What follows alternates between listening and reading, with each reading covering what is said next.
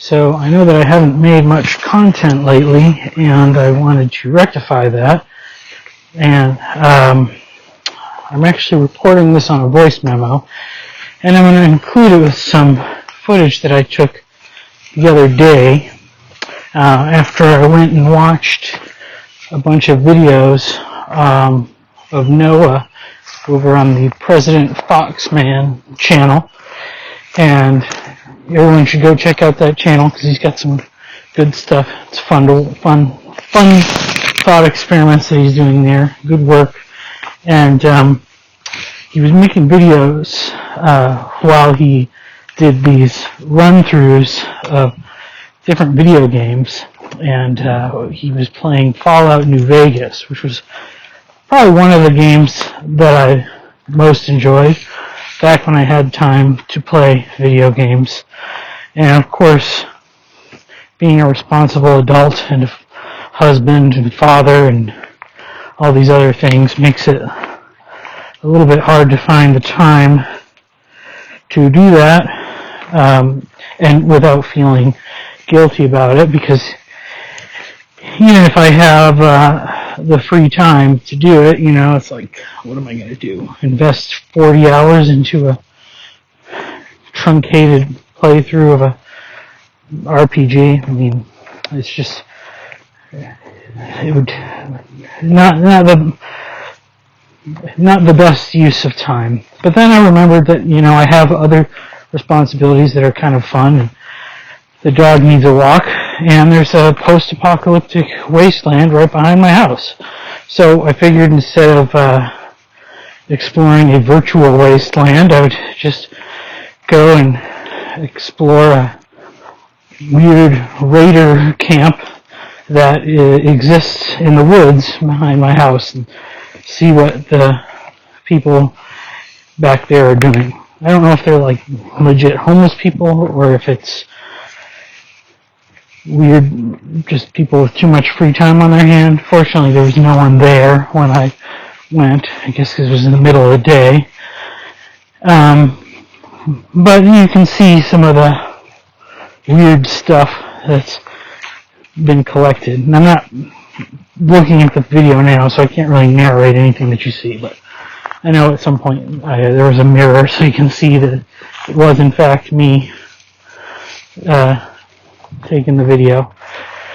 But I wanted to talk about something that I've been thinking about in regards to this word, obvious. And it's such a strange word because its meaning is obvious. You know, when we say it, we mean, you know, something that's staring us right in the face. But now we know that what is obvious to one person might not be obvious at all to another. And sometimes I get in trouble over this, you know, in my own life, because there is mess around the house that is obvious to my wife, and it was not obvious to me, and so she gets a little frustrated that I don't notice it. And you know, that's something I can work on, obviously, but obviously, you know, just said it again, but maybe it's not obvious that you can work on these things. I think, you know, if after concerted effort trying to understand where somebody else is coming from and exploring what's important to them, things that are murky and unclear can become more obvious over time. But obvious is, it's tough to judge. And I was thinking about the Ian McGilchrist thing with the right brain and the left brain, and I think, you know, obviously, just say that word instinctively. It's crazy. But the tendency is that the left brain wants something to be obvious. It wants a system in which salient information is obvious. And with a near infinitely complex world, the combinatorial explosion of what we see in front of us every day, it starts to shutter off some of the details of our observation into that category of what's not important, until it's left with a few variables about what is obvious.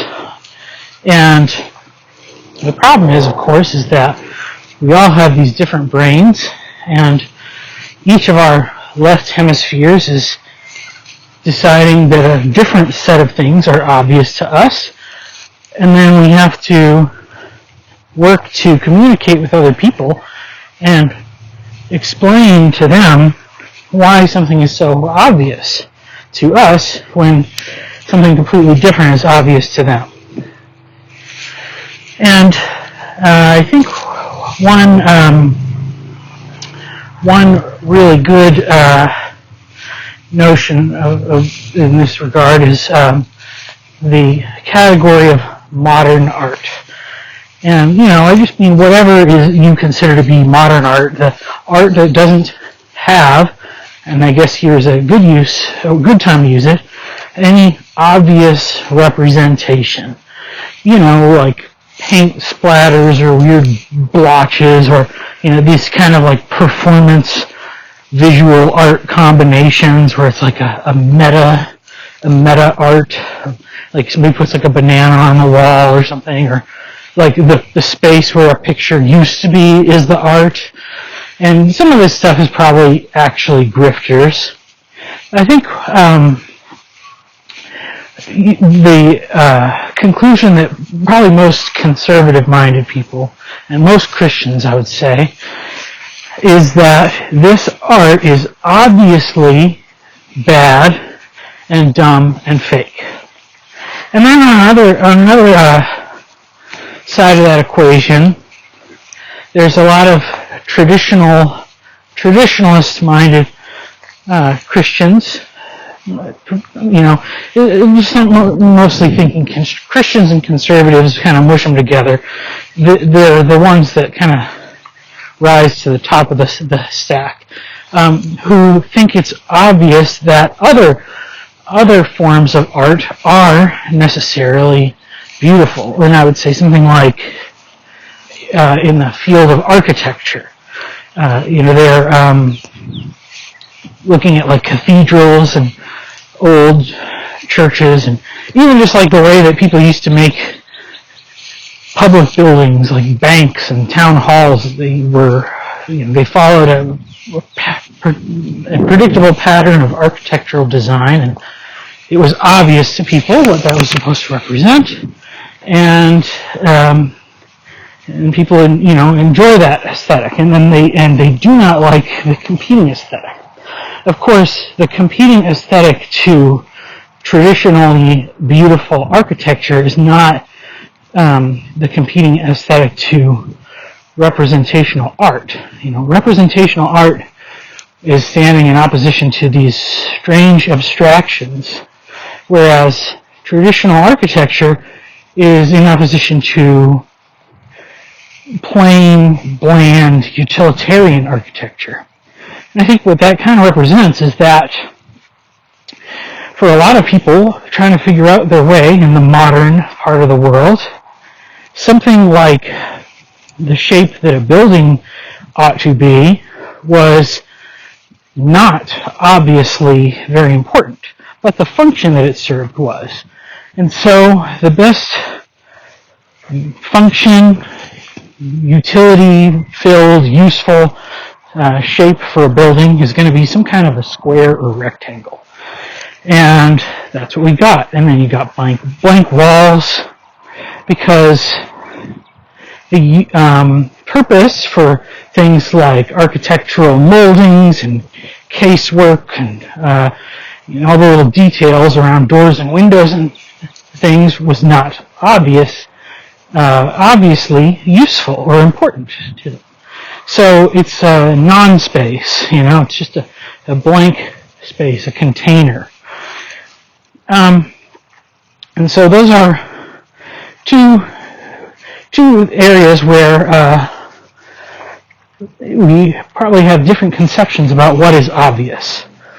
And I think but then again, the same people are very frustrated by the refusal of people on the other side of the equation to see the obvious value in a lot of things that they treasure on the moral side, like the right to life and the sanctity of all human life, that babies are, real human beings before they're born and life starts at conception.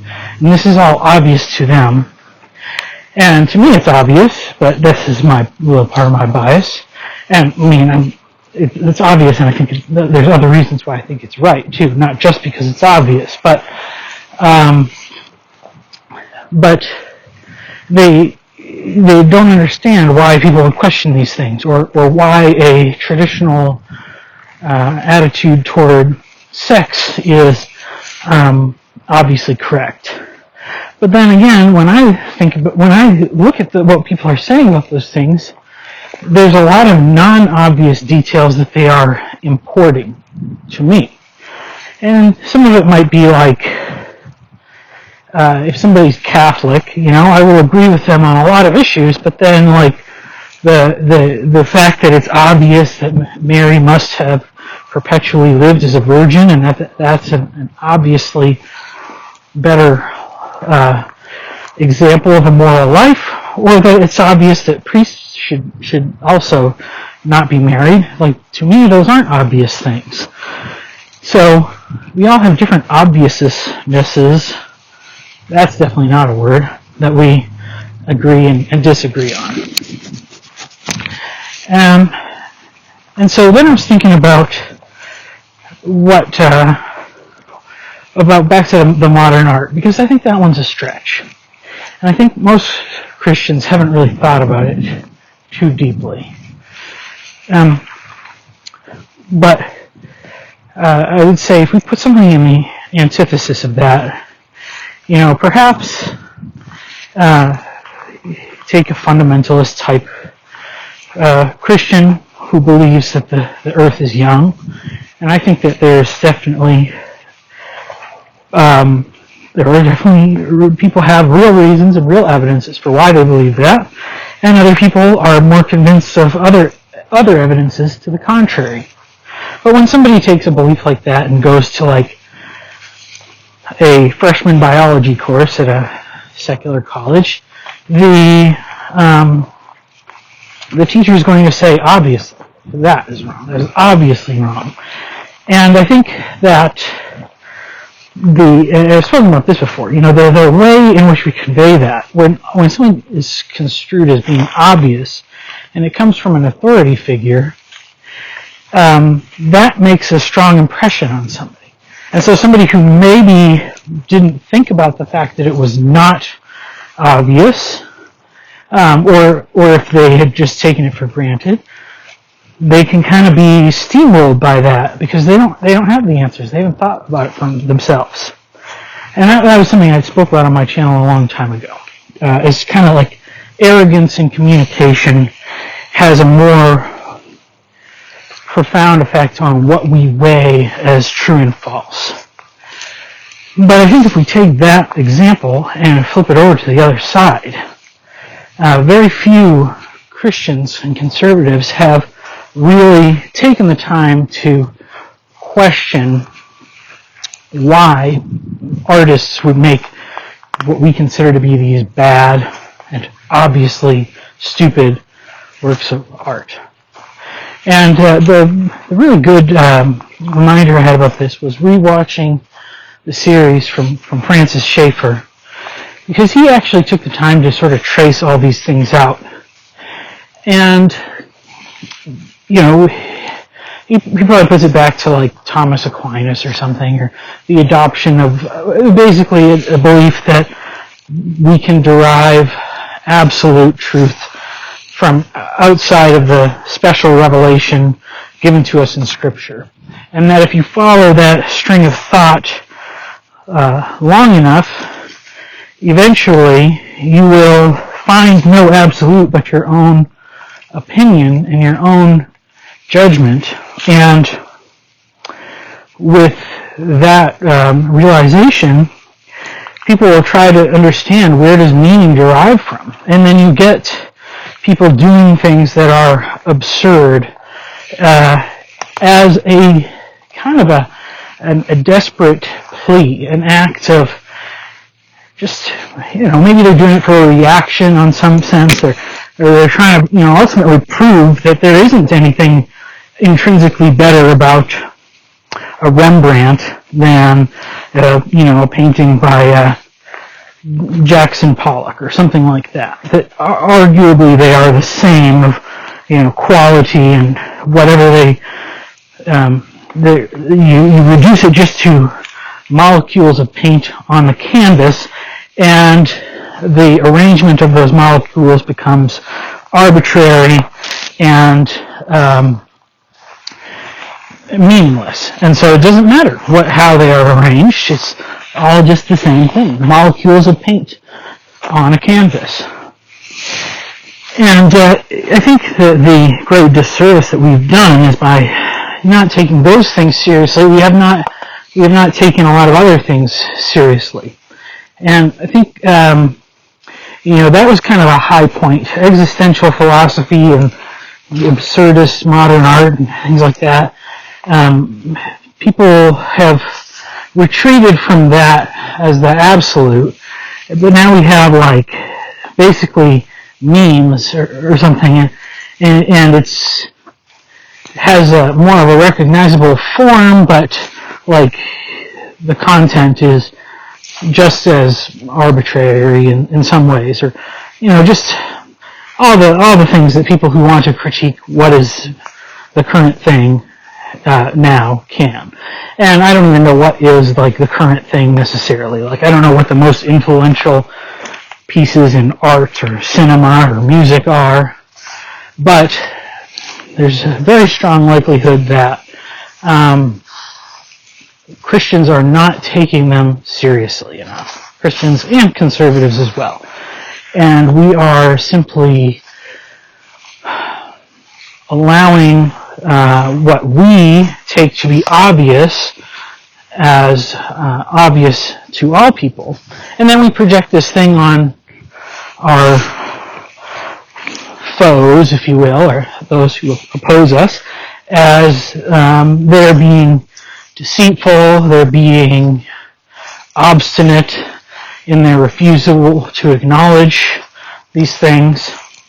And, it even probably goes to some of the stuff about gender identity and things like that, because, a child is trying to base their worldview on some sort of absolutes, and it starts with the parent.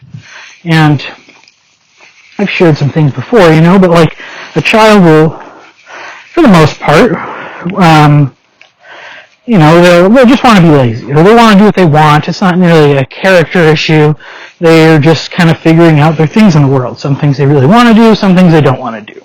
But there may come a time when you really want them to do something that's good for them, like eat their food, or go to the bathroom, or pick up the stuff that they leave all over the floor, and they will, out of defiance, just refuse to do so. And,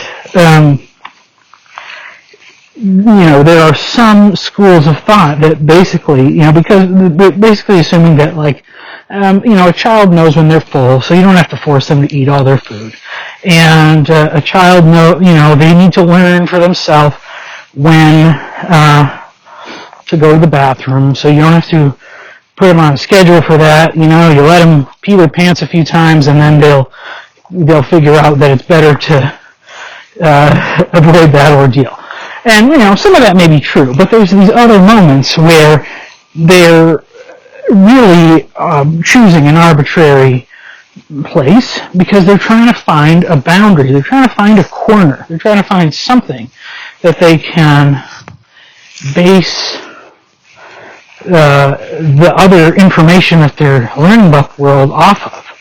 And in a literal sense, that's what we do with the physical restraints. Like, I don't know, if we had like babies born in outer space or something, they would have depending on how old they were or they grew up, like they'd have a very hard time figuring out gravity or like how it works. But we all take it for granted, like, if you fall off something, you're going to hit the floor. So, because they hit a hard surface. And I think that as much as our society has questioned the arbitrary nature of hard places, hard stopping places in regards to things like morality and things like that, people have been importing that ambiguity onto their children as they grow. And, that's what I see, like, if somebody's telling their parent, I am Jean, and making up weird pronouns that don't mean anything, and they're insisting that their identity is like something not, that's not even an animal or a gender or a sex or whatever, and just this weird stuff. People say like, oh, well, they're getting it off the internet. Well, the people on the internet still had to come up with it from somewhere. And I think that it ultimately has to come out of this strong desire to just make sense of reality. And I think that that's a new reflection of what we could see when we look back at the kind of modern art movement of existential philosophers, music of people like John Cage, all this weird, wacky stuff that, culture is kind of pulled back on in the popular sense. But this stuff is what goes on at like the high levels of society. And so the people that really kind of believe this stuff, they have a lot of influence and they're in charge of things. And I think that the great lesson to be learned is that we just really have to be careful about what we say is obvious. And it may be obvious. It may absolutely be obvious because, what's happened is that people have moved all of the things that were obvious just to see if they could. They've moved all of Chesterton's fences, and now we're just kind of figuring out if we can push off the floor, or if we're going to stay pulled down by gravity. And as many people are telling others that there is no such thing as gravity, some people are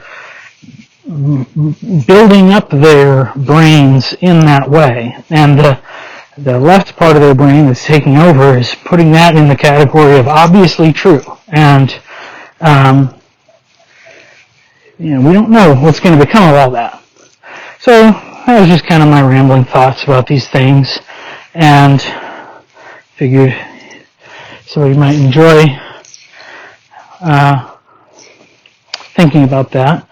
And you can leave a comment and tell me what you think is obvious, or what you used to think is obvious and you've learned by trying to see it from somebody else's perspective. So, thank you.